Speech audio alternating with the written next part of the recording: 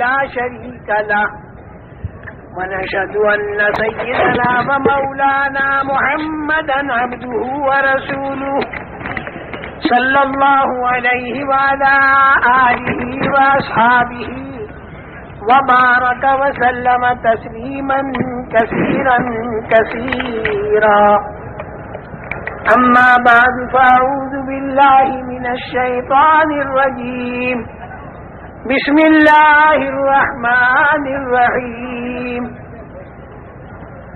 ولو أن أهل القرى آمنوا واتقوا لفتحنا عليهم بركات من السماء والأرض وقال الله تعالى ظهر الفساد في البر والبحر بما كسبت أيدي الناس ليذيقهم بعض الذي يعملوا لعلهم يرجعون وقال الله تعالى ولنذيقنهم من العذاب الأدنى دون العذاب الأكبر لعلهم يرجعون وقال الله تعالى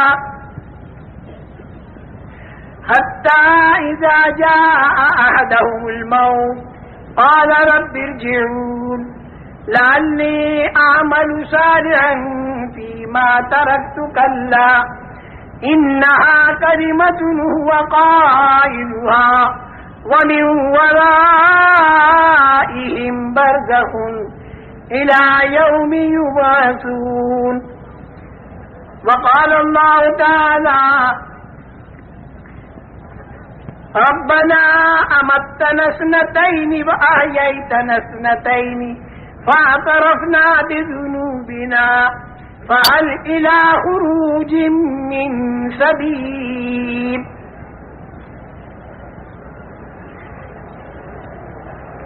میرے محترم دوستوں اور بزرگوں، دنیا کے اندر زندگی بسر کرنے کے طریقے دو ہیں۔ ایک طریقہ وہ ہے جو اللہ نے تجویز کر کے دیا، دوسرا طریقہ وہ ہے جو انسان خود تجویز کرے۔ انسان جو طریقہ خود تجویز کرے گا وہ صرف موجودہ زمانے کو سامنے رکھ کر تجویز کرے گا۔ موجودہ زمانے میں اسے جتنا نفع دکھائی دے گا اس کے باقی رکھنے کا فکر کرے گا، اور جتنا نقصان دکھائی دے گا اس کے دور کرنے کا فکر کرے گا۔ لیکن آئندہ جو زمانہ اس کے سامنے آتا جائے گا تو پھر اس کی رائے اور اس کی تدبیر اور اس کا طریقہ بدلتا چلا جائے گا۔ اس کے بعد پھر دوسرا زمانہ آئے گا تو پھر رائے اور طریقہ اس کا بدلتا چلا جائے گا، یہاں تک کہ آدمی کی موت آ جاوے۔ تو موت آنے کے بعد حالات ختم نہیں ہوتے، بلکہ حالات کا انتظام کرنے کا کی جو طاقت تھی وہ ختم ہو جاتی۔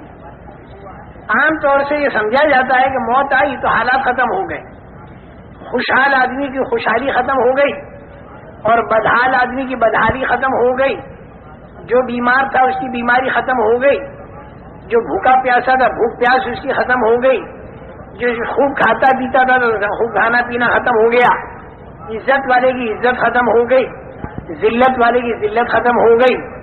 اس لیے جب موت آتی ہے تو آدمی کی لاش کو قبر کے اندر دفن کر دیتے ہیں، تھوڑے دنوں کے بعد میں وہ مٹی بن جاتا ہے، آگے کچھ دکھائی نہیں دیتا۔ تو عام ذہن پوری دنیا کا یہ ہے کہ مر گئے تو ختم ہو گئی بات، حالات سارے ختم ہو گئے، جتنے بھی حالات اچھے یا برے ہیں وہ موت تک ہیں۔ لیکن ایسا نہیں ہے۔ ہمارا اور تمہارا پیدا کرنے والا خدا، جس نے اپنی قدرت سے تین تین اندھیریوں میں ماں کے پیٹ کے اندر اس انسان کو بنایا، جبکہ وہاں پر کوئی روشنی بھی نہیں تھی، ماں کا پیٹ تھا، بچے دانی تھی اور اس کے اندر ایک جھلی تھی، اس جھلی کے اندر لپٹا ہوا بچہ تھا، اور سارے اعضاء انسانی اللہ تعالیٰ نے بنائے۔ وہ بنانے والا اللہ وہ خود یہ بتا رہا ہے کہ موت کے بعد ایک لمبی چوڑی زندگی آنے والی ہے، جو مرنے سے پہلے والے کو دکھائی نہیں دیتی، لیکن وہ یقیناً ایک زندگی آنے والی ہے۔ انسان کے اوپر 4 منزلیں آنے والی، 4 منزلیں ہیں۔ ایک منزل تو ہے ماں کے پیٹ کی، دوسری منزل ہے دنیا کے پیٹ کی، تیسری منزل ہے قبر کے پیٹ کی، اور چوتھی منزل ہے آخرت کی، اور وہ آخری منزل ہے، اس کے بعد پھر کوئی پانچویں منزل نہیں۔ آخرت میں جو مقام اس کے لیے راحت کا یا تکلیف کا طے ہو گیا تو وہ اسی مقام کے اندر رہے گا، اس کے بعد پھر کوئی پانچویں منزل اس کی نہیں ہے۔ یہ بات الگ ہے کہ کوئی ایمان والا اگر اپنی بدعمالیوں کی وجہ سے جہنم میں گیا تو جہنم کے اندر وہ پاک اور صاف ہو کر اور پھر وہ جنت میں چلا جائے گا، لیکن بغیر ایمان کا جو آدمی ہوگا، جس کے اندر ایمان نہیں ہوگا، جو کفر والا ہوگا اور شرک والا ہوگا، وہ جب جہنم میں جائے گا تو وہ اس کی آخری منزل ہوگی اور اس کے اندر سے وہ نکلے گا نہیں۔ یہ 4 منزلیں ہیں انسان پر۔ ماں کے پیٹ کی منزل میں تو انسان کی ذات بنی، اس کی آنکھ بنی، کان بنے، زبان بنی، ہاتھ پیر بنے، دل دماغ بنا، پھر اندر کی ساری چیزیں بنی۔ ماں کے پیٹ کے اندر تو انسان کی ذات بنی اور اس میں انسان کو ذرہ برابر اختیار نہیں تھا، لڑکا بننا یا لڑکی بننا، کالا بننا یا گورا بننا، خود انسان کو بننے والے کو بھی اختیار نہیں تھا اور اس کے ماں باپ کو بھی اس کا اختیار نہیں تھا۔ یہ بالکل ہمارے اختیار سے باہر مسئلہ اللہ جل جلالہ و عز والہ نے اس انسان کو ماں کے پیٹ کے اندر بنایا۔ اس کے بعد دوسری منزل ہے دنیا کی۔ دنیا کی جو منزل ہے، اس منزل میں اللہ نے اس انسان کو ہلکا سا اختیار مرحمت فرمایا، اور یہ اختیار عجیب و غریب چیز ہے۔ اللہ نے اس دنیا میں انسان کو ہلکا سا بھلے اور برے کا اختیار نصیب فرمایا۔ جیسے املی کا بیج بولے یا آم کی گٹھلی بولے، آم کی گٹھلی بوئے گا تو آم کا درخت تیار ہوگا، اور املی کا بیج اگر بوئے گا تو املی کا درخت تیار ہوگا۔ اسی طریقے سے یہ انسان یہاں پر بھلا کرے یا برا کرے، دونوں باتوں میں اختیار ہے۔ یہ ہاتھ اللہ نے دیے ہیں، جب تک روح انسان کے اندر موجود ہے تو اس ہاتھ پر آدمی کو اختیار ہے اس بات کا کہ اس سے سب کا خیرات دے، اس سے کسی رونے والے کو چپ کرے، کسی کے آنسو پوچھے، کسی کو روٹی کا ٹکڑا دے، اور اس بات کی بھی اللہ نے اسے طاقت دی ہے کہ اس ہاتھ سے کسی پر ظلم کرے۔ دونوں طاقتیں اللہ نے اس انسان کو دی ہیں، بھلے کی اور برے کی۔ دیکھو فرشتہ جو ہے وہ تو مجبور محض ہے، اس کو تو جتنا اللہ نے کہہ دیا وہی کرنا ہوگا، اس کے خلاف کرنے کی فرشتے میں طاقت نہیں۔ اسی طریقے سے آسمان ہے، زمین ہے، چاند ہے، سورج ہے، ستارے ہیں، یہ جتنی مخلوقات ہیں انسان کے علاوہ، یہ ساری مخلوقات مجبور محض ہے، اللہ کے امر کے تابع ہے۔ اگر ہوا کو اللہ حکم دے دے کہ معمول کے مطابق چلے تو ہوا معمول کے مطابق چلے گی، لوگوں کے کام بنتے رہیں گے، اور اگر ہوا کو اللہ حکم دے دے کہ وہ معمول سے اوپر ہو کر چلے تو اسی ہوا کا نام پھر طوفان بنتا ہے اور اس سے زندگیاں اجڑ جاتی ہیں۔ ایسے ہی پانی اللہ کے حکم کے تابع ہے، زمین اللہ کے حکم کے تابع ہے، اور آسمان بھی اللہ کے حکم کے تابع ہے۔ جو حکم ان چیزوں کو ملتا ہے یہ چیزیں وہی کرتی ہیں، اس کے خلاف کرنے کی ان میں طاقت نہیں رکھی۔ سورج اور چاند کی روش اللہ نے مقرر کر دی، اسی روش کے مطابق وہ چلتے ہیں، اس میں کوئی ان کے اختیار کو دخل نہیں، مجبور محض ہے۔ جون سے آسمان پر فرشتوں کو سجدے کا حکم ہوا وہ فرشتے سجدہ کرتے ہیں، ایک آسمان پر رکوع کرتے ہیں، ایک آسمان پر قیام ہے، ایک آسمان پر قعدہ ہے۔ ہزاروں سال سے جو حکم ملا وہ کر رہے ہیں، اس کے خلاف کرنے کی طاقت فرشتوں میں اللہ نے نہیں رکھی۔ لا یعصون اللہ ما امرہم ویفعلون ما یؤمرون۔ سجدہ کے لیے کہا تو وہ سجدہ ہی کرے گا، وہ فرشتہ پھر رکوع نہیں کرے گا، پھر اسے اگر رکوع کا حکم ہو جائے تو رکوع ہی کرے گا، پھر وہ سجدہ نہیں کرے گا، جو کہا جائے گا وہ کرے گا۔ لیکن انسان جو ہے وہ ایسا نہیں ہے۔ انسان کے اندر اللہ نے دونوں طاقتیں رکھی ہیں، فرما برداری کی بھی طاقت رکھی ہے اور نافرمانی کی بھی طاقت رکھی ہے۔ انسان فرشتوں جیسا نہیں کہ وہ جو کہا جائے وہی کرے، کیونکہ فرشتہ تو جو کہا جائے وہی کرے گا، اس کے خلاف کرنے کی طاقت نہیں۔ اور انسان کے اندر دونوں طاقتیں رکھی ہیں، فمنکم مومن ومنکم کافر۔ اس میں ایک طبقہ ایمان والا ہوگا، ایک طبقہ کفر والا ہوگا، ایک طبقہ فاسق ہوگا، ایک طبقہ مومن ہوگا، ایک طبقہ ماننے والا ہوگا، ایک طبقہ نہ ماننے والا ہوگا، اور اسی پر سارے حالات کا دار و مدار ہے، دنیا کے بھی اور آخرت کے بھی۔ جتنے اس دنیا کے اندر حالات آتے ہیں وہ حالات کے لانے والے تو ہے اللہ، عزت اور ذلت، کامیابی اور ناکامی، اطمینان اور پریشانی، خوف اور امن، بیماری اور تندرستی، موت اور حیات، طبیعت کے موافق حالات یا طبیعت کے خلاف حالات جو اس دنیا کے اندر آتے ہیں، اس حالات کے لانے والے تو ہے اللہ۔ اللہ کے ارادے سے وہ حالات آتے ہیں، جیسا اللہ ارادہ کرتے ہیں ویسے حالات آتے ہیں۔ بعض مرتبہ ذلت کا نقشہ ہوتا ہے، لیکن اللہ کا ارادہ ہو جائے تو اسی میں عزت آ جاتی ہے۔ حضرت یوسف علیہ السلام کا سارا نقشہ ذلت کا تھا، دو مرتبہ ان کا بکنا اور زنا کی تہمت لگ کر جیل خانے کے اندر جانا، یہ ذلت کا نقشہ تھا، لیکن اللہ نے ارادہ عزت کا فرما دیا تو اپنی قدرت سے حضرت یوسف علیہ السلام کو ایسی عزت مل گئی کہ دنیا کے کروڑ آدمی ہزاروں سال کے بعد بھی ان کا احترام کرتے ہیں۔ اور بعض مرتبہ نقشہ سارا عزت کا ہوتا ہے، لیکن اسی کے اندر اللہ تعالیٰ کا ارادہ ذلت کا ہو جاتا ہے تو پھر وہ آدمی ذلیل ہوتا ہے۔ جیسے قارون، سارا نقشہ اس کے پاس عزت کا تھا، لیکن اللہ جل جلالہ و من والہ نے اسے اتنا ذلیل کیا کہ آج دنیا کے کروڑ انسانوں میں کوئی شریف آدمی اپنے بیٹے کا نام قارون رکھنے کو تیار نہیں۔ تو میرے محترم دوستو، حالات جو آتے ہیں انسان پر وہ اللہ کی طرف سے آتے ہیں، اللہ ہی حالات کو لاتے ہیں، لیکن اللہ تعالیٰ کے حالات لانے کا ایک ضابطہ اور ایک قانون ہے۔ اللہ تعالیٰ جتنی ضابطے کی رعایت کرتے ہیں اتنی کوئی ضابطے کی رعایت نہیں کرتا۔ اللہ نے ضابطے بنا رکھے ہیں، ضابطے کی اتنی رعایت ہے کہ لئن اشرکت ليحبطن عملك ولتكونن من الخاسرین، یعنی معصوم سے معصوم تر شخصیتوں سے اللہ یہ کہتے ہیں کہ اگر شرک کیا تو اعمال سارے ختم ہو جائیں گے اور نقصان والوں میں تم بن جاؤ گے۔ آپ اندازہ لگاؤ کہ ضابطے کی اللہ کے ہاں کتنی رعایت ہے۔ یہ حالات جو آتے ہیں دنیا میں اور آخرت میں، یہ ایک ضابطے کے ماتحت آتے ہیں، بلا ضابطہ اندازن نہیں آتے۔ اور ضابطہ اللہ کا حالات لانے کے لیے دنیا کے اندر کی پھیلی ہوئی چیزیں نہیں ہیں، بلکہ انسان کے بدن سے تیار ہونے والے اعمال ہیں۔ بہت بڑا مغالطہ ہر زمانے میں بڑی بھاری اکثریت انسانوں کی کو لگا، اور آج کے زمانے میں بھی بہت بھاری غلطی کروڑ انسانوں سے جو ہو رہی ہے وہ یہ ہو رہی ہے کہ عام طور پر انسان یہ سمجھ رہے ہیں کہ ہمارے حالات کا بننا اور بگڑنا یہ موقوف ہے چیزوں کی کمی اور بیشی پر۔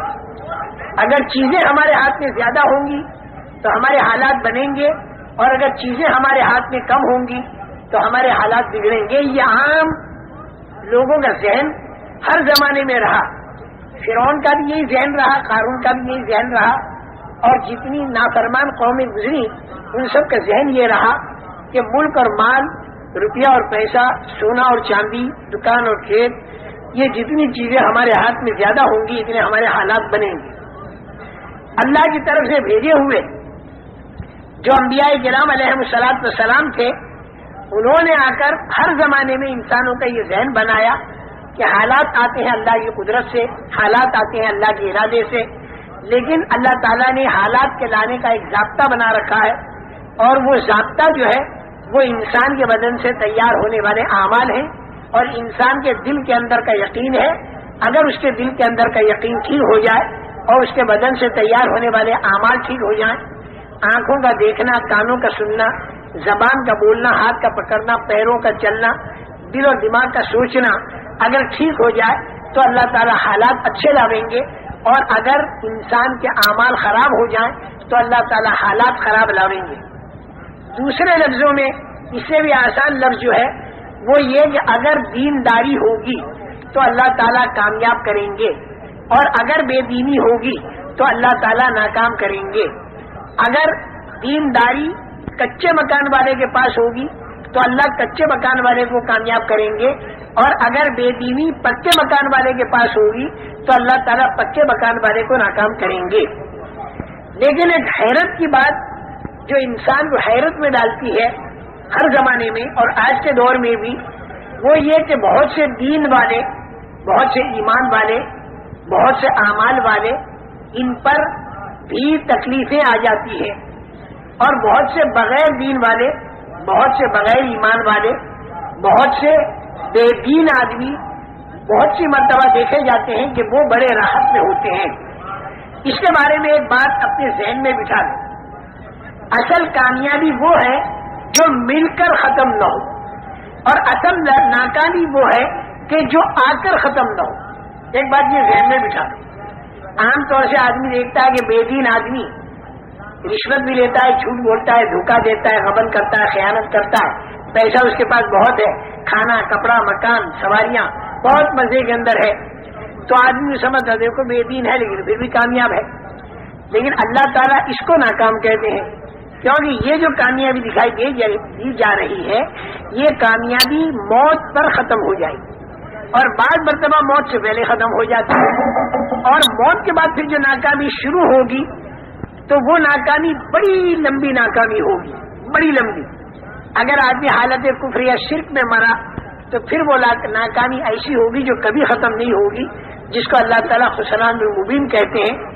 اور اگر وہ حالت ایمان میں مرا تو چاہے دنیا کے اندر اس نے کتنی تکلیفیں اٹھائی ہوں اور لوگ اسے ناکام کہہ رہے ہوں، لیکن اللہ اسے کامیاب بتائیں گے، کیونکہ اس کو بعد مرتبہ مرنے سے پہلے ایسی کامیابی مل جاتی ہے کہ جسے دنیا کے انسان بھی کہتے ہیں واقعی کامیابی ملی، اور بعد مرتبہ دنیا کے پہلے تو آدمی نہیں دیکھ پاتے، لیکن مرنے کے بعد سے جو کامیابی شروع ہوتی ہے تو وہ ایسی کامیابی ہوتی ہے جو کبھی ختم نہیں ہوتی۔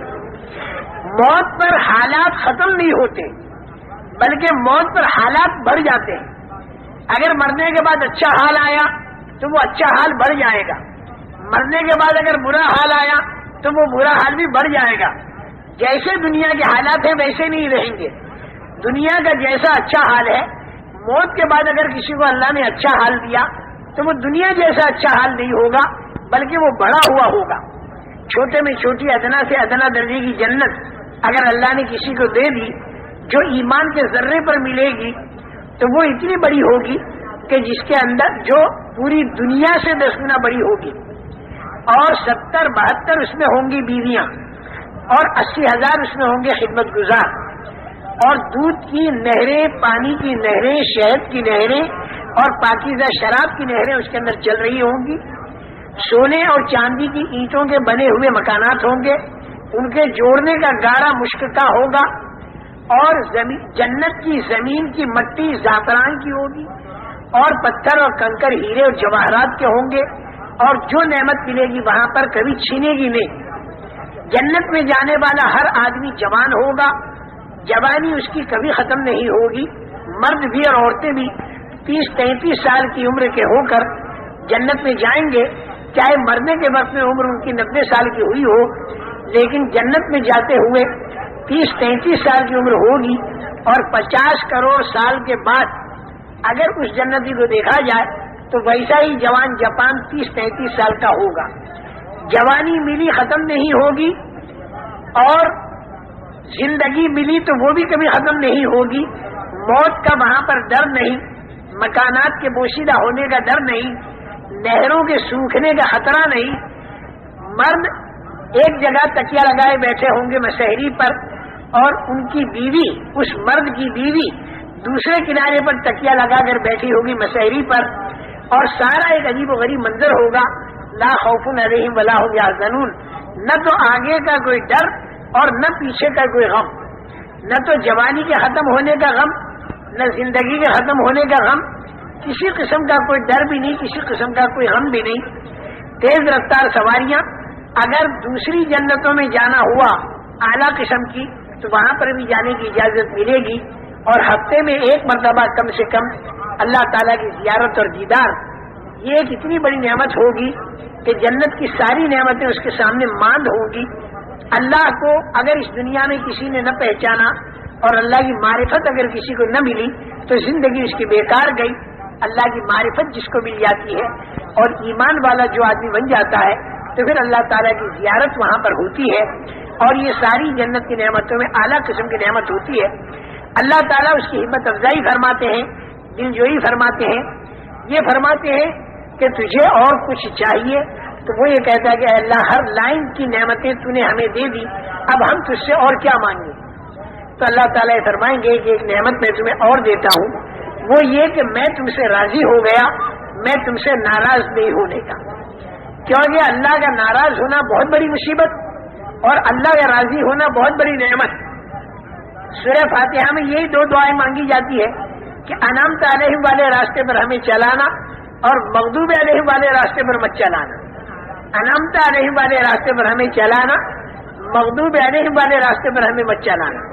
انعمت علیہم والا راستہ وہ ہے کہ جو اللہ کی رضامندی پر پورا ہوتا ہے، اور مغضوب علیہم والا راستہ وہ ہے جو اللہ کے غضب اور اللہ کی ناراضگی پر پورا ہوتا ہے۔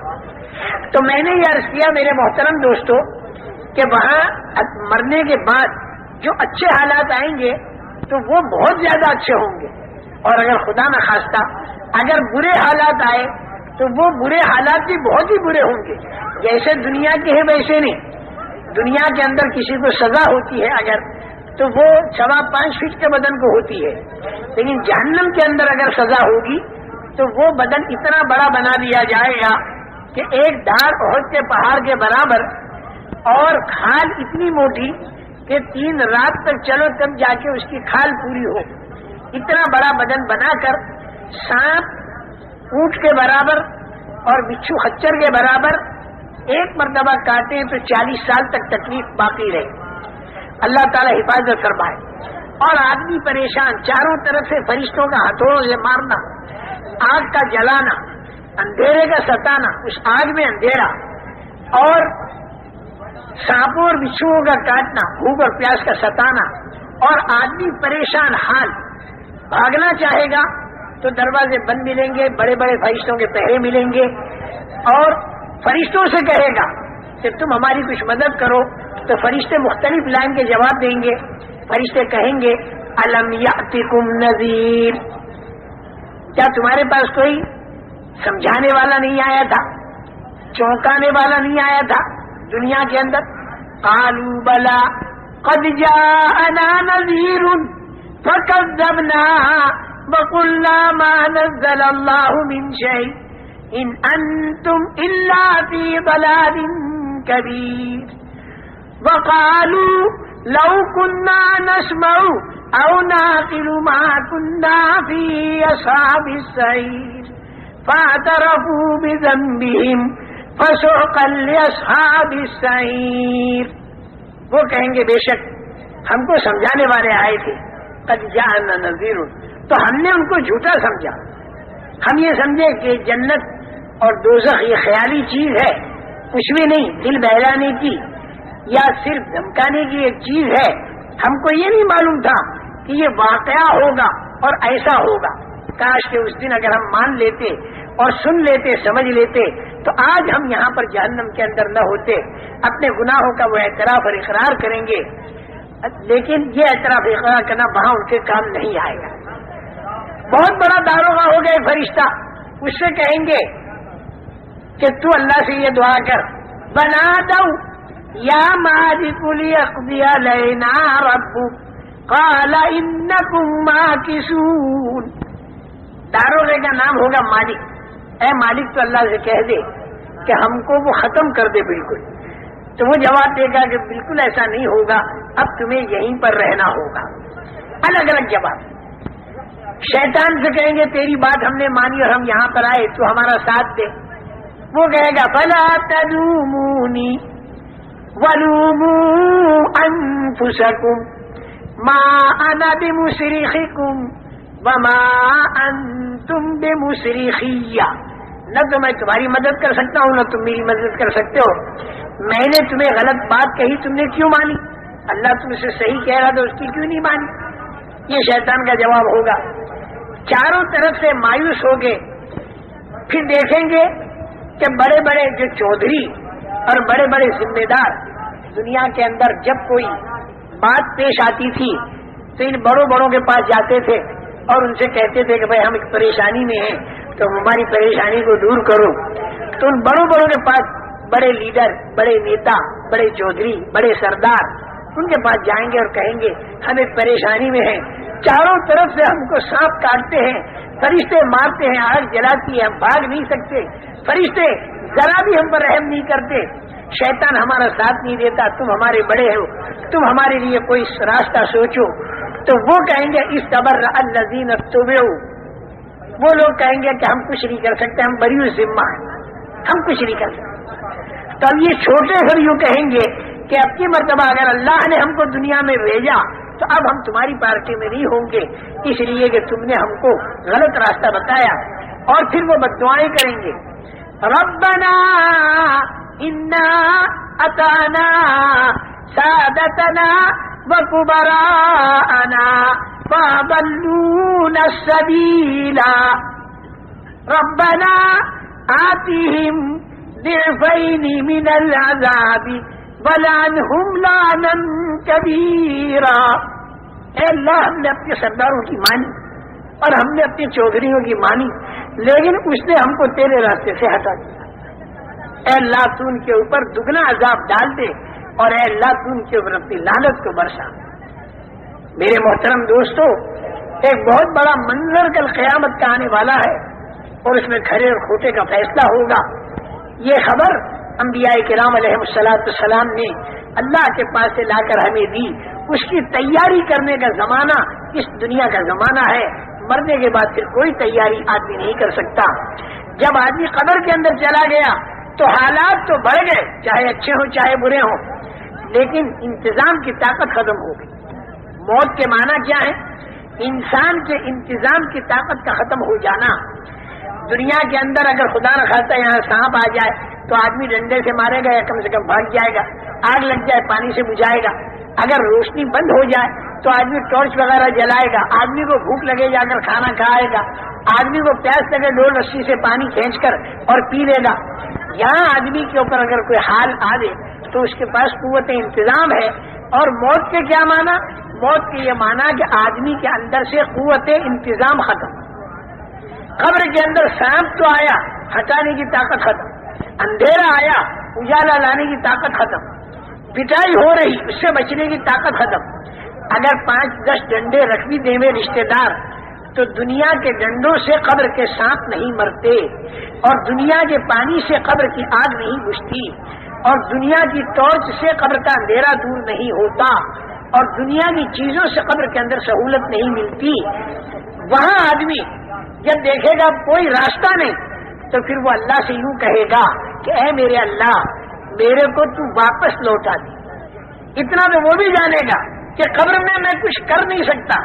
یہاں پر میں نماز نہیں پڑھ سکتا، اور یہاں پر میں روزہ نہیں رکھ سکتا، تسبیح اور تلاوت نہیں کر سکتا. اے اللہ، تو میرے کو دنیا میں واپس بھیج دے.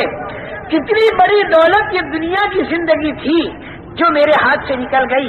اب میرے کو معلوم ہوا کہ دنیا میں اگر ایک مرتبہ سبحان اللہ کہتا تو جنت میں میرے لیے ایک درخت بنتا، الحمدللہ کہتا تو درخت بنتا. دنیا میں سب کا خیرات کرتا تو اس کا میرے کو بدلہ ملتا. دنیا میں اللہ کے دین کی دعوت کا کام کرتا، جو جتنے انسانوں میں دعوت کا کام پہنچتا اور جتنے انسانوں میں دینداری آتی، ان سب کے برابر میرے کو اے اللہ ثواب ملتا. اب تو میرے کو دنیا میں واپس بھیج دے. اب میری سمجھ میں بات آ گئی، اب میں دنیا میں جا کر اچھے کام کروں گا. اللہ تعالیٰ فرمائیں گے کل بالکل نہیں. اور دیکھو ایک بات میں بتاؤں، دنیا کے اندر انسان پر جو تکلیف آتی ہے وہ تکلیف اس لیے آتی ہے تاکہ آدمی الٹا راستہ چھوڑ دے اور سیدھے راستے پر آ جائے. دنیا کے اندر کی تکلیف خدا کی ایک رحمت ہے. جب آدمی غلط راستوں پر چلتا ہے تو پھر اللہ تعالیٰ تنبیہ کے طور پر تکلیفیں ڈالتے ہیں، اور ان تکلیفوں کا منشا اور ان تکلیفوں میں مصلحت اللہ کی یہ ہوتی ہے کہ لعلہم یرجعون. بار بار اللہ تعالیٰ فرماتے ہیں کہ یہ چھوٹی تکلیفیں میں ڈالتا ہوں تاکہ تم پلٹا کھا جاؤ، یعنی غلط راستہ چھوڑ دو، صحیح راستے پر آ جاؤ. دیکھو میرے محترم دوستو، یہ باتیں جو میں آپ حضرات کو بتا رہا ہوں، کسی زمانے میں یہ باتیں بتانا کام تھا نبیوں کا. یہ باتیں حضرت موسیٰ علیہ السلام کے بتانے کی تھی. حضرت عیسیٰ علیہ السلام، حضرت نوح علیہ السلام، انبیاء کرام علیہ السلام دعوت دیتے تھے، لوگوں کے دلوں میں اللہ کی عظمت اور بڑائی پیدا کرتے تھے، مرنے کے بعد والی زندگی انہیں سمجھاتے تھے، اور چھپی ہوئی باتیں اللہ تعالیٰ ان کے اوپر کھولتا تھا تو وہ انہیں بتایا کرتے تھے، اور اللہ تعالیٰ کی بڑائی کو اتنے زوروں پر بیان کرتے تھے تاکہ آدمی کا ذہن بنے۔ یہ کام تھا نبیوں کا۔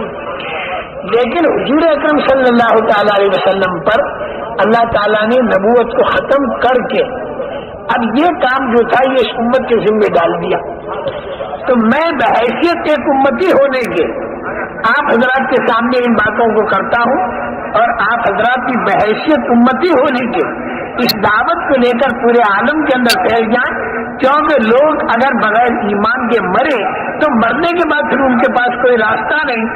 مرنے سے پہلے اگر ان کا ذہن بنایا جائے تو ان کا ذہن بن سکتا ہے، اگر ان کا ذہن بنا اور وہ ایمان اور اعمال کی طرف آ گئے تو میں سچ کہتا ہوں ایسی قدر کریں گے اور جتنے آدمی دینداری بناتے چلے جائیں گے ان سب کے برابر آپ کو ثواب ملے گا۔ دیگر انبیاء کرام علیہم السلام کو وقت ملا دنیا میں کام کا زیادہ، لیکن کام ملا تھوڑا۔ حضرت نوح علیہ السلام کو کام کتنا ملا؟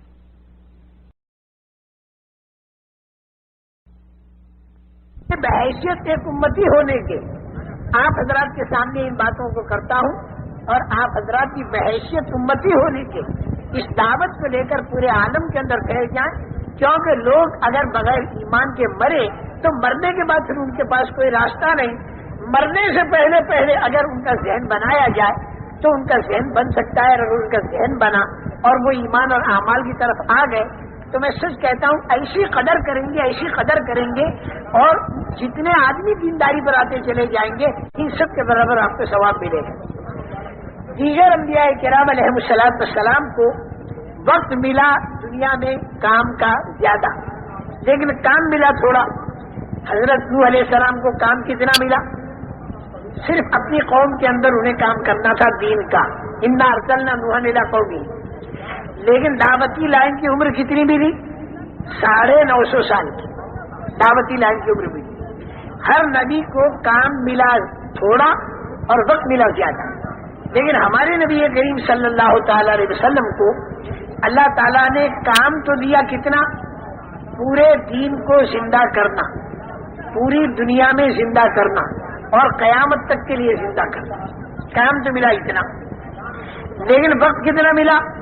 40 سال پر آپ کو نبوت ملی اور 63 سال پر آپ اس دنیا سے پردہ فرما گئے جب آپ کی عمر 63 سال کی ہو گئی۔ تو وقت ملا آپ کو کام کرنے کا 23 سال کا، اور کام کتنا بڑا ملا کہ پورا دین زندہ کرنا۔ حضور اکرم صلی اللہ علیہ وسلم صرف نماز کو زندہ کرنے تشریف لائے ہوں ایسی بات نہیں، صرف روزہ زندہ کرنے کے لیے تشریف لائے ایسی بات نہیں، بلکہ ہر شعبے میں دین زندہ ہو جائے۔ اگر اللہ تعالیٰ نے ایک چھوٹی سی دکان دی ہے اس چھوٹی سی دکان میں دین زندہ کر دو، اگر اللہ نے چھوٹا سا گھر دیا ہے اس چھوٹے سے گھر میں دین زندہ کر دو، اگر ایک بیوی ہے 2 بچے ہیں اس میں دین زندہ کر دو، اور اگر اللہ تعالیٰ نے پورا ملک دے دیا تو اس میں اللہ کا دین زندہ کر دو، اگر اللہ تعالیٰ نے زیادہ دیا تو اس زیادہ میں دین زندہ کر دو، کم دیا تو کم میں دین زندہ کرو، جتنا اللہ نے دیا اتنے میں دین زندہ کرو۔ اس کا انتظار نہیں کرنا کہ جب ہمارے ہاتھ میں ملک اور مال آئے گا تو ہم دین زندہ کریں گے، نہیں، اگر دکان ہے تو اس میں دین زندہ کرو۔ جب دکان کے اندر تو دین کو زندہ نہیں کر پاتا، اور میرے بھائی جب گھر کے اندر تو دین کو زندہ نہیں کر پاتا، اور اپنی بیوی پر جب تو دین زندہ نہیں کر پاتا تو پھر پورے ملک میں کیا امید رکھے گا تو دین زندہ کرے گا؟ بھئی تیرے بس میں جتنا اتنا تو دین زندہ کر لے۔ اچھا، پھر دوسری بات یہ ہے کہ اللہ پاک نے ہمیں یہ دین کی دعوت کا جو کام مرحمت فرمایا حضور اکرم صلی اللہ علیہ وسلم کے ختم نبوت کے صدقے دنیا میں کہیں پر بھی جا کر یہ کام کیا، جب تک لوگوں کی سمجھ میں نہیں آیا اس وقت تک تو لوگوں نے کی مخالفت، لیکن جب ان کے ذہنوں میں بات آ گئی کہ یہ لوگ ہم سے کچھ نہیں چاہتے بلکہ ایمان کا زندہ کرنا، اخلاق کا زندہ کرنا، انسان میں انسانیت کا لانا یہ لوگ چاہتے ہیں، اور عملاً تجربہ بھی لوگوں کو ہو گیا کہ بھئی جو لوگ اللہ کے دین کی محنت میں لگے تو انہوں نے رشوتیں چھوڑی، انہوں نے دھوکہ دینا چھوڑ دیا، اور بیٹوں نے باپ کی فرما برداریاں شروع کر دی، اور شوہروں نے بیوی کے حقوق ادا کرنے شروع کر دیے اور ان کے دلوں میں آخرت کا فکر آیا، تو پھر جتنے مخالفت کرنے والے تھے ان کے بھی دلوں میں محبت پیدا ہوئی اور کام اللہ تعالیٰ نے آسان کر دیا۔ ایسی جگہوں میں کہ جہاں پر دہریت کی فضا ہے، اللہ تعالیٰ نے وہاں پر ہدایت کے علم برداروں کو اپنی قدرت سے کھڑا کر دیا۔ دین کا پھیلانا کام خدا کا ہے اور قلوب انسانیہ میں ہدایت کا اتارنا یہ کام خدا کا ہے، لیکن چونکہ یہ دنیا دارالاسباب ہے، ہر چیز سبب اختیار کرنے کے بعد اللہ تعالیٰ وجود میں لاتے ہیں۔ شادی مرد اور عورت ملتے ہیں تو اولاد پیدا ہوتی ہے، اولاد کا پیدا کرنا کام خدا کا ہے، لیکن سبب کے درجے میں افرأیتم ما تمنون، مرد عورت کا ملنا ضروری ہوگا۔ یوں اللہ کو قدرت ہے کہ مرد عورت کے ملے بغیر بھی انسان بنا دے، جیسے حضرت آدم علیہ السلام کو بنایا، حضرت حوا رضی اللہ تعالی عنہا کو ماں کے بغیر بنایا، حضرت عیسیٰ علیہ السلام کو باپ کے بغیر بنایا۔ قدرت تو اللہ کی ہر چیز پر ہے، لیکن ترتیب اللہ کی ہر چیز کے لیے یہ ہے کہ انسان اسباب اختیار کرے، تو اس کے بعد اللہ کا ارادہ اگر ہو جائے تو نتیجہ اس کے اوپر مرتب ہوگا۔ اسی طریقے سے پورے عالم کے بسنے والے انسانوں کے دل تو ہیں خدا کے قبضے میں، اور اللہ کے ایک اشارے پر اور اللہ کے ایک ارادے پر سب کے قلوب میں ہدایت آ سکتی ہے، لیکن چونکہ اللہ نے اس دنیا کو دارالاسباب بنایا، اس بنا پر جیسے انبیاء کرام علیہ السلام نے جانی ماری قربانیوں کے ساتھ دعوت کی لائن کی ایک محنت کی، ایسی دعوت کی لائن کی محنت جب یہ امت کرنا شروع کر دے گی تو پھر اللہ تعالیٰ قلوب انسانیہ کو اپنی طرف پلٹا کھلائیں گے۔ اس کا تجربہ صحابہ کے دور میں بھی ہوا اور آج کے دور میں بھی ہوا، جہاں جہاں صحیح اصولوں کے ساتھ جانی اور مالی قربانیوں کے ساتھ نقل و حرکت ہوئی تو وہاں کے رہنے والے انسانوں کے قلوب کو اللہ نے پلٹا کھلایا اور ایک عمومی فضا دین کی بنی، ماحول دین کا بنا۔ لیکن میرے محترم دوستو، جب آدمی عناد کی وجہ سے یا ضدی پنے کی وجہ سے یا حد دھرمی کی وجہ سے اگر حد دھرمی پر آ جائے، عناد پر آ جائے، ضد پر آ جائے، تو کتنا ہی دینی ماحول بنے اسے ہدایت نہیں ملتی۔ جیسے فرعون سمجھ تو صحیح بات گیا لیکن اسے ہدایت نہیں ملی، جادوگروں کو مل گئی جو جادوگر فرعون کی حمایت میں آئے تھے۔ یہ مطلب نہیں کہ فرعون سمجھا نہیں، لیکن اس کے اندر ضدی بنا تھا، وَجَحَدُوا بِهَا وَاسْتَيْقَنَتْهَا أَنفُسُهُمْ ظُلْمًا وَعُلُوًّا۔ جب چاروں طرف دعوت کے ذریعے ماحول ایمان کا بنے گا تو سلیم الفطرت قسم کے جو انسان ہوں گے، جن میں حد دھرمی اور ضدی پنا نہیں ہوگا اور جن میں عنادی پنا نہیں ہوگا، اللہ تعالیٰ ان کے قلوب کو ایمان کی طرف پلٹا کھلا دیتے ہیں۔ البتہ ضدی بنے والا اور عناد والا اور عصبیت والا آدمی محروم رہتا ہے جب تک وہ عناد پر رہے۔ ابو جہل بھی بات پوری سمجھ چکا تھا رسول پاک صلی اللہ علیہ وسلم کی، اس کے تنہائیوں کے جملے جب ابو سفیان نے تنہائی میں جا کر ابو جہل سے پوچھا تو اس نے کہہ دیا، صاف بات کہی کہ ہمارے خاندان میں اور حضور اکرم صلی اللہ علیہ وسلم کے خاندان میں آپس میں جب کلش سالہ سال سے چل رہی ہے، انہوں نے حاجیوں کو پانی پلانا شروع کیا تو ہمارے خاندان نے بھی حاجیوں کو پانی پلانا شروع کیا، آگے نہیں بڑھنے دیا۔ انہوں نے حجاج کو کھانا کھلانا شروع کیا، ہمارے خاندان نے بھی کھانا کھلانا شروع کر دیا، آگے نہیں بڑھنے دیا۔ لیکن اب ہمارے اوپر ایک بات ایسی آ گئی کہ ان کے خاندان میں ایک آدمی نے نبوت کا دعویٰ کیا اور وہ حضرت محمد صلی اللہ علیہ وسلم ہے، اور دعویٰ کر کے اس کی دلیل بھی لے آئے۔ اب یہاں ہم بے کس اور بے بس ہیں، ہم کسی آدمی کو نبوت کا دعویٰ کرا نہیں سکتے۔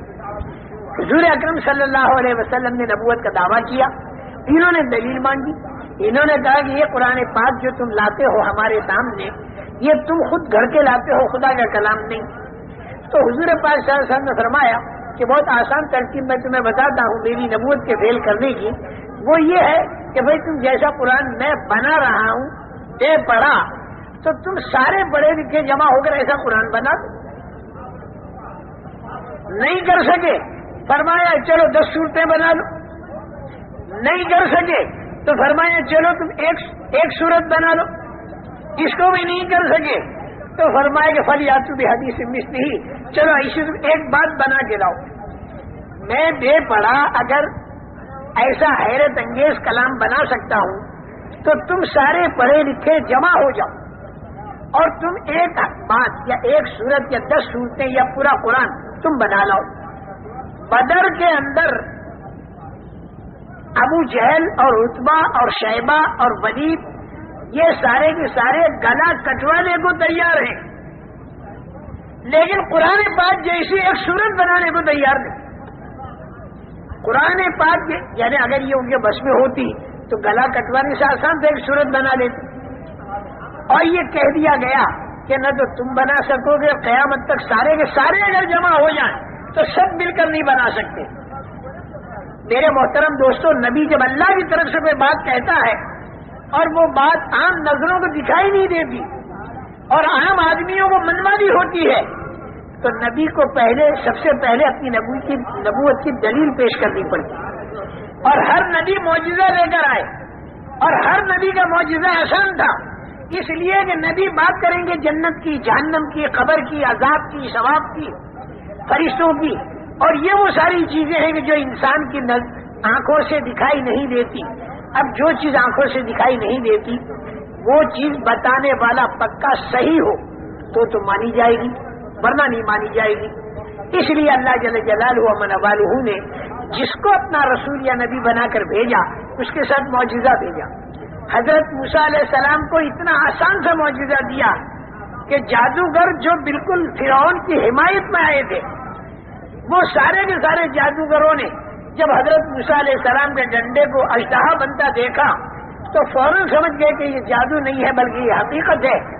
اور ان جادوگروں نے سمجھ لیا کہ حضرت موسیٰ علیہ السلام جب اللہ کے نبی ہیں تو نبی کی بات کا نہ ماننا اپنے کو تباہ اور برباد کرنا ہے اور نبی کی بات کا ماننا اپنے کو رحمتوں میں داخل کرنا ہے. فوراً سارے کے سارے سجدے میں پڑ گئے، ایمان لے آئے. انہیں یہ بات معلوم تھی کہ ہم اگر ایمان لائے تو فرعون نے جن انعامات کے دینے کا وعدہ کیا ہے فرعون کے ان انعامات سے محروم رہیں گے، بلکہ فرعون بڑی سخت قسم کی سزائیں دیتا ہے تو سخت قسم کی سزاؤں کے اندر ہمیں جانا ہوگا.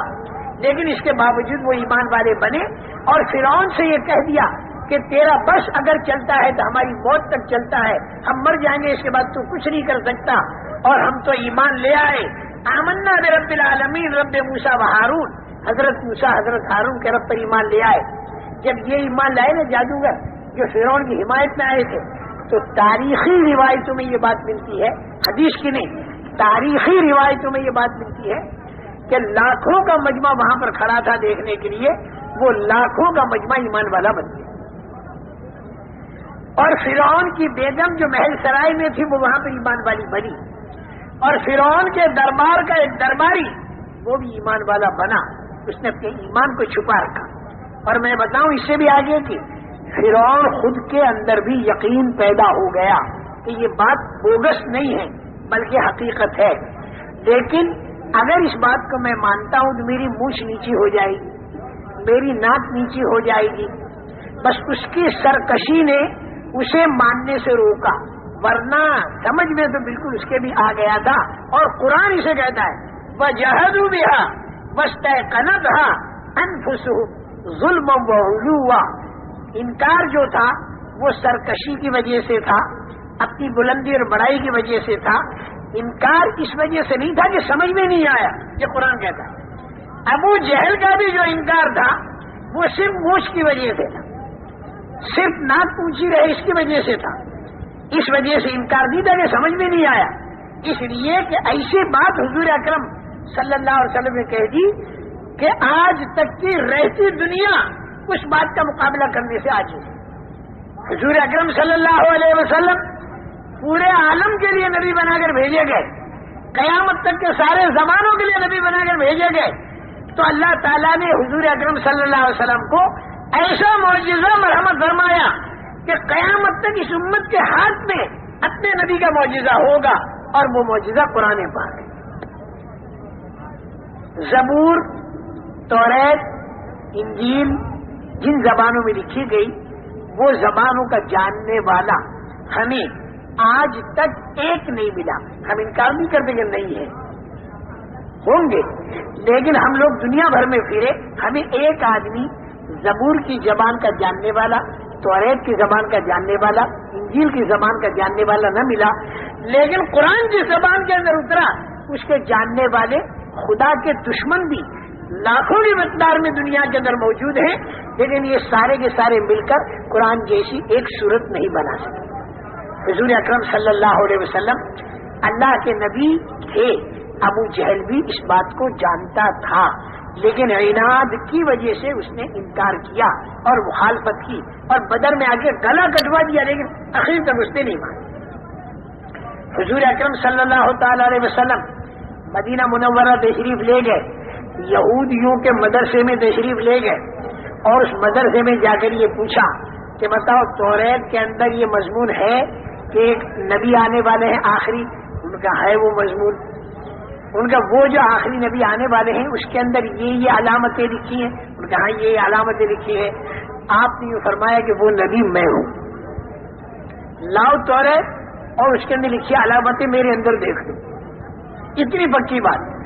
لیکن یہودی سمجھ بھی گئے، بات سمجھ میں بھی آ گئی، لیکن عناد، عصبیت، ضدی بنا، انہوں نے کیا کہا کہ سارے نبی تو آئے بنی اسرائیل میں، تو نبیوں کا سردار بنی اسماعیل میں کیسے آ گئے؟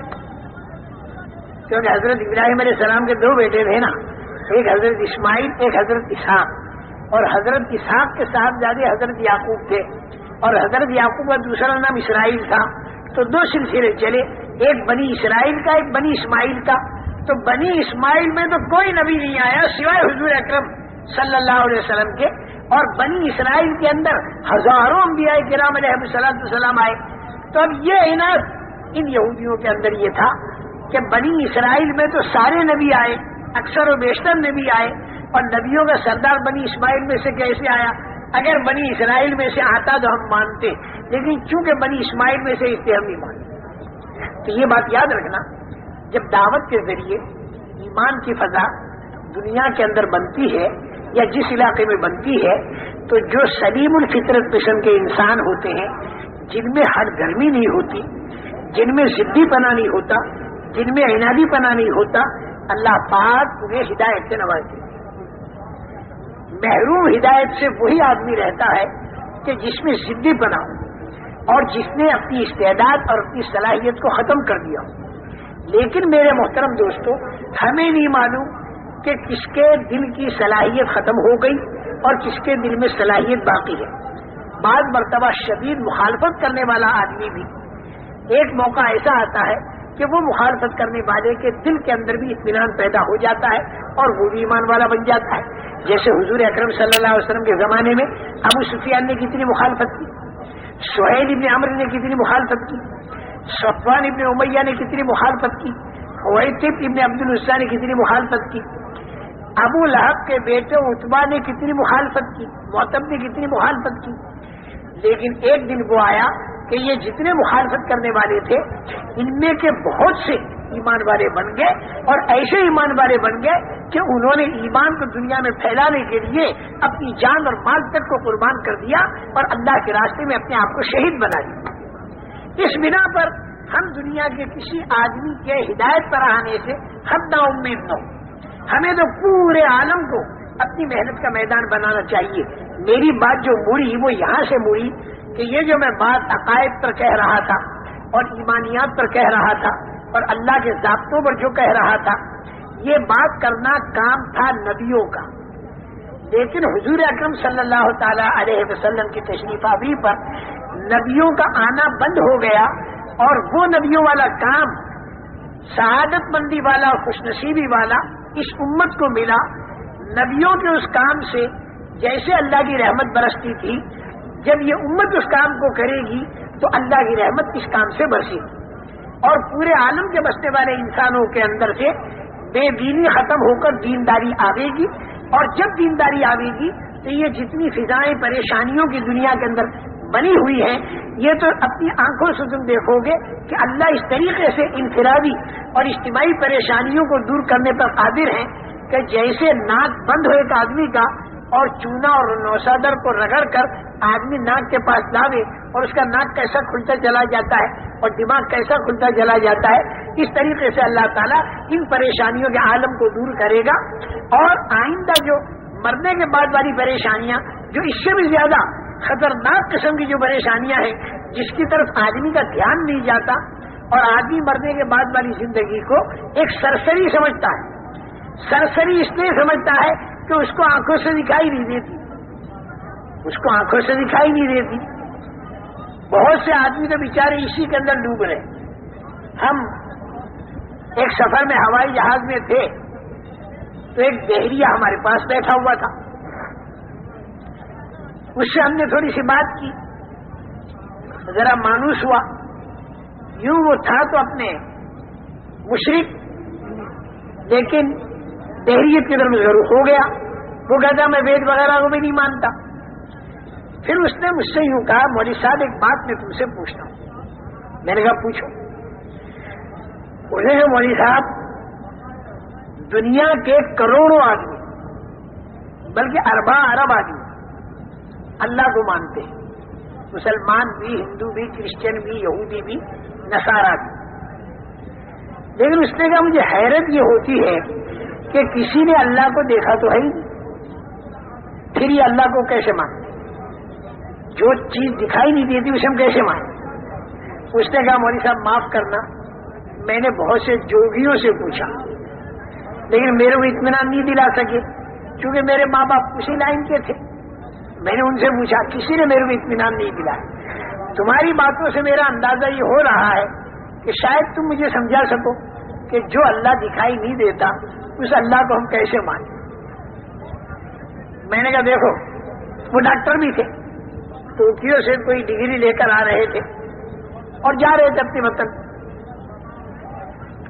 میں نے کہا دیکھو، بغیر دیکھے دنیا کے کروڑوں آدمی کروڑوں چیزوں کو مانتے ہیں، بغیر دیکھے دنیا کے کروڑوں آدمی کروڑوں چیزوں کو مانتے ہیں۔ اور میں نے کہا ان ملکوں کے اندر بھی جہاں بالکل دہریت پھیلی ہوئی ہے وہاں پر بھی کروڑوں انسان کروڑوں چیزوں کو بغیر دیکھے مانتے ہیں۔ اس نے کہا مولوی صاحب کروڑوں کو تو رہنے تو تم دو چار بتا دو ہمیں کہ جسے آدمی بغیر دیکھے مانتا ہوں۔ میں نے کہا ڈاکٹر صاحب ایک شرط ہے، بغیر دیکھے جو چیز مانی جاتی ہے وہ علامت اور نشانی سے مانی جاتی ہے، بغیر علامت اور نشانی کی نہیں مانی جاتی۔ یا تو چیز کو آدمی دیکھ کر مانتا ہے، اور بغیر دیکھے کب مانے گا؟ جب وہ چیز تو دکھائی نہ دے لیکن اس کی نشانی دکھائی دے۔ اور ذرا سوچ میں پڑا، میں نے کہا دیکھو زیادہ گھبراؤ مت ڈاکٹر صاحب، ابھی میں تمہیں بتاتا ہوں۔ میں نے کہا تمہاری عقل اور میری عقل دکھائی دیتی ہے؟ نہیں دکھائی دیتی۔ جتنے جہاز میں آدمی بیٹھے ان کی عقلیں آپ کو دکھائی دیتی ہیں؟ میں نے کہا کسی ایک آدمی کی عقل زندگی میں آپ نے کبھی دیکھی کہ نہیں دیکھی؟ میں نے کہا بتاؤ عقل کو مانتے ہو کہ نہیں مانتے؟ میں کہا مانتا ہوں۔ میں نے کہا ایسا اندھادھند نہیں مانتے بلکہ نشانی سے مانتے۔ آپ میرے کو عقل والا کہتے کیونکہ میرے اندر عقل کی نشانی ہے، اور وہ نشانی کیا کہ آدمی بہکی بہکی بات نہ کرے اور آدمی ڈھنگ کے کام کرے، اس کے اندر عقل ہے۔ اگر آدمی کی عقل کھوئی جاتی ہے تو پھر بہکی بہکی باتیں کرتا ہے، پتھر مارتا ہے، گالیاں دیتا ہے۔ یہ نشانی ہے عقل کے ہونے کی، کہ میں بہکی بہکی آدمی بات نہیں کرتا۔ اس نشانی سے آپ نے عقل کو مانا، آپ نے دیکھ کر نہیں مانا۔ ہاں یہ بات تو ہے، دکھائی نہیں دیتی نہیں، بغیر دیکھے مانا اور نشانی اور علامت سے مانا۔ میں نے کہا دوسری مثال، میں نے کہا آپ کے اندر بھی روح ہے، میرے اندر بھی روح ہے، جان ہے۔ میں نے کہا یہ جان اور روح آپ نے دیکھی کسی کی؟ آپریشن جب آپ کرتے ہو تو بھی اندر جان نہیں دکھائی دیتی لیکن ہے زندہ وہ۔ لیکن روح کو مانا بغیر دیکھے، نشانی سے مانا، اور وہ نشانی کیا ہے؟ آدمی کی آنکھ دیکھتی ہے، کان سنتے ہیں، زبان بولتی ہے، ہاتھ پکڑتے ہیں، پیر چلتے ہیں، یہ علامت ہے، نشانی۔ اس سے آپ نے جان لیا کہ یہ آدمی زندہ ہے۔ میں نے کہا سوتے سانپ پر چیونٹی نہیں آتی اور مرے سانپ پر آتی ہے۔ سوتے آدمی کو گدھ نہیں کھاتا، مرے آدمیوں کو گدھ کھاتا ہے۔ میں نے کہا اس روح کو ڈاکٹر صاحب آپ اور میں بھی مانتے ہیں اور چیونٹی اور گدھ بھی مانتے ہیں۔ میں نے کہا یہ اتنی عام، حالانکہ دکھائی انہیں بھی دیتی نہیں لیکن علامت سے روح کو مانا گیا۔ اب وہ اور زیادہ ساؤنٹا ہوا، اور ہوائی جہاز میں سارا چاروں طرف کا جو مجمع تھا نا وہ متوجہ ہو گیا. اردو جتنے بھی جاننے والے سارے متوجہ ہو گئے. میں نے کہا 2 چیزیں میں نے بتائیں, ایک عقل ایک روح, بغیر دیکھے مانا لیکن نشانی ہے.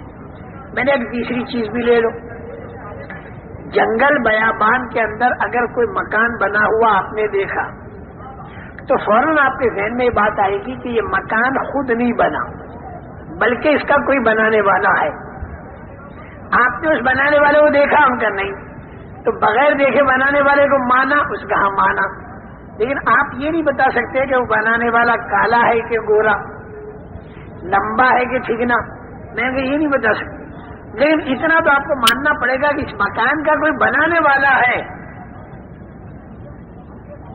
وہ کہا یہ بھی مانتا ہوں.